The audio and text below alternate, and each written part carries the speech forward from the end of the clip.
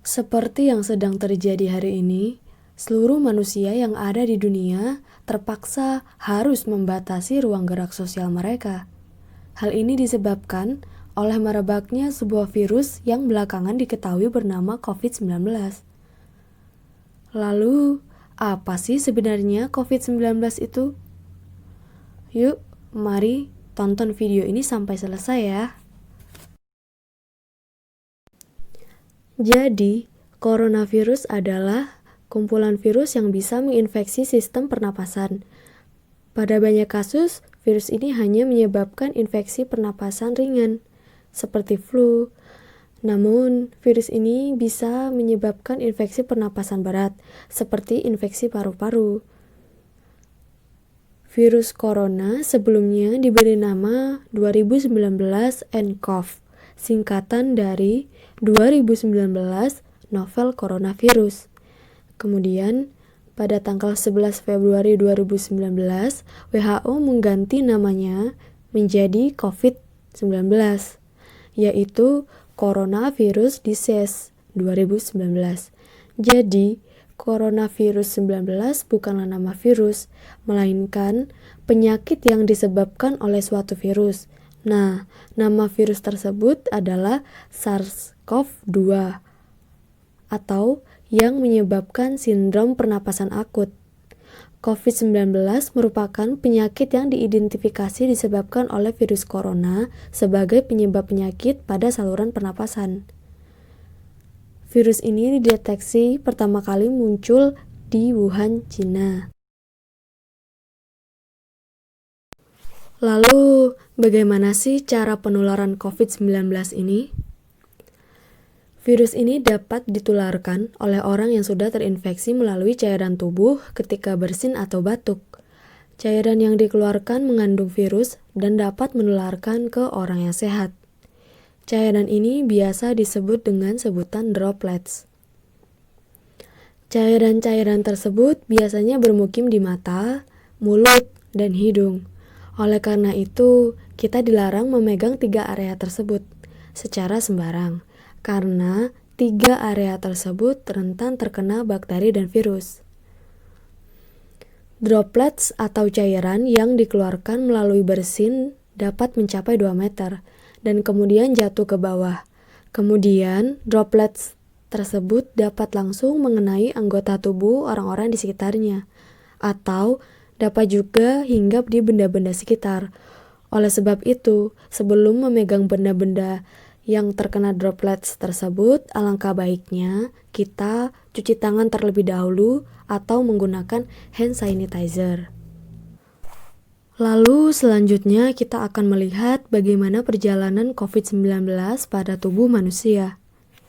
Yang pertama yaitu replikasi. Setelah virus berhasil masuk dan menempel pada sel manusia, virus akan menginjeksi protein ke dalam sel yang ditempatinya. Kemudian, sel tersebut dijadikan rumah untuk menggandakan jumlahnya. Setelah melakukan penggandaan atau replikasi, virus akan merusak sel yang dihinggapi dan kemudian menyebar ke sel-sel lain dalam tubuh. Virus-virus tadi akan melakukan hal yang sama seperti di atas dan berulang-ulang. Oleh sebab itu, kita harus menjaga imunitas tubuh agar tetap kuat dan tidak terpapar COVID-19 ini. Lalu yang kedua adalah masa inkubasi, yaitu periode mulai dari awal pertama kali masuknya virus ke dalam tubuh hingga orang merasakan atau mulai timbul gejala. Masa inkubasi corona ini yaitu antara 7 sampai dengan 14 hari. Nah, jadi jika seseorang mulai mengalami gejala-gejala kecil seperti sakit tenggorokan, demam tinggi, dan sakit-sakit di tubuh, itu berarti orang tersebut harus melakukan karantina mandiri di rumah saja selama 7 sampai dengan 14 hari.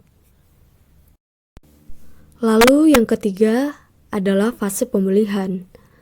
Dalam waktu 28 hari, tubuh seharusnya sudah memiliki antibodi yang cukup untuk melawan virus corona.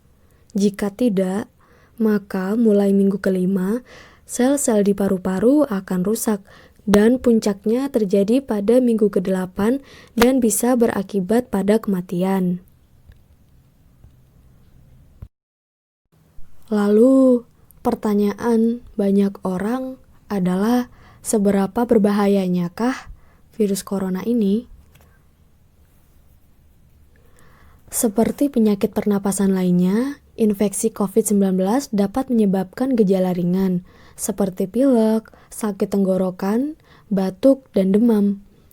Beberapa orang mungkin akan menderita sakit yang parah, seperti disertai kesulitan bernafas, yang biasanya muncul secara bertahap.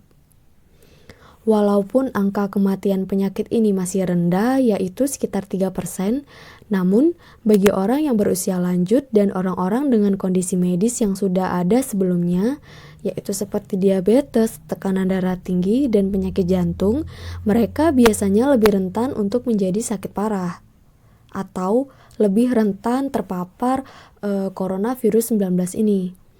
Melihat perkembangan hingga saat ini, lebih dari 50% kasus konfirmasi telah dinyatakan membaik, dan angka kesembuhan akan terus meningkat. Kemudian selanjutnya ada gejala seseorang terinfeksi virus secara umum. Pada hari pertama, tubuh merasa demam atau panas secara mendadak. Panas tinggi minimal 38 derajat Celcius atau bisa juga lebih. Kemudian pada hari kedua atau ketiga, pasien merasa batuk kering atau dapat terjadi batuk berdahak, namun itu jarang sekali terjadi. Kemudian bisa juga dapat terjadi flu atau batuk pilek. Nah, yang membedakan seseorang terinfeksi virus corona dan virus biasa adalah pada hari kedua atau ketiga, gejala tidak disertai dengan flu atau pilek, tetapi hanya batuk-batuk biasa saja. Kemudian pada hari kelima, pneumonia terjadi.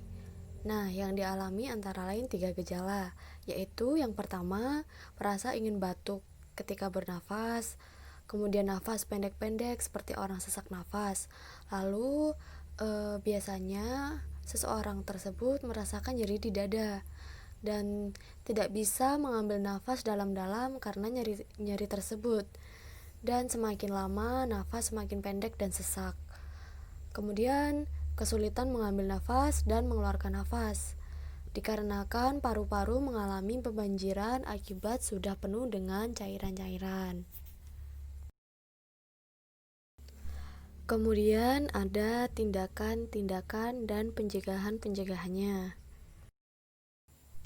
Nah, ada preventive solution, yaitu pencegahan agar tidak terpapar virus corona.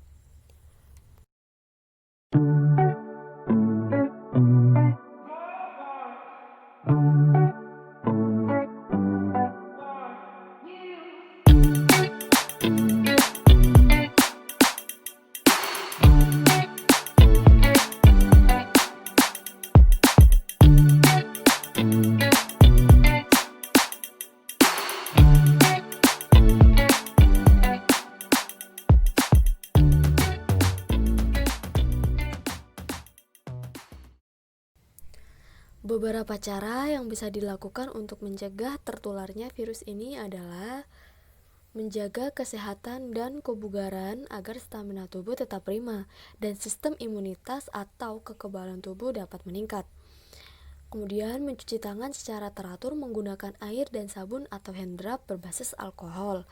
Mencuci tangan sampai bersih selain dapat membunuh virus yang mungkin ada di tangan kita, tindakan ini juga merupakan salah satu tindakan yang mudah dan murah. Sekitar 98% penyebaran penyakit bersumber dari tangan loh. Oleh sebab itu, menjaga kebersihan tangan adalah hal yang sangat penting. Kemudian ketika batuk dan bersin, tutup hidung dan mulut Anda dengan tisu atau lengan atas bagian dalam, bukan telapak tangan ya. Kemudian hindari kontak dengan orang lain atau berpergian ke tempat umum. Lalu, hindari menyentuh mata, hidung, dan mulut secara sembarang menggunakan tangan. Lalu menggunakan masker penutup mulut dan hidung ketika Anda sakit atau saat berada di tempat umum. Kemudian buang tisu dan masker yang sudah digunakan ke tempat sampah dengan benar, lalu cucilah tangan Anda kembali. Sebisa mungkin menunda perjalanan ke daerah atau negara di mana virus ini ditemukan. Dan hindari berpergian keluar rumah saat Anda merasa kurang sehat, terutama jika Anda merasa demam, batuk, dan sulit bernafas. Dan segeralah hubungi petugas kesehatan terdekat dan mintalah bantuan mereka. Lalu yang terakhir, selalu pantau perkembangan penyakit COVID-19 ini dari sumber resmi dan akurat, serta ikuti arahan, informasi dan protokol kesehatan yang berlaku di tempat Anda berada. Ini adalah beberapa kontak atau nomor yang bisa dihubungi terkait coronavirus ini.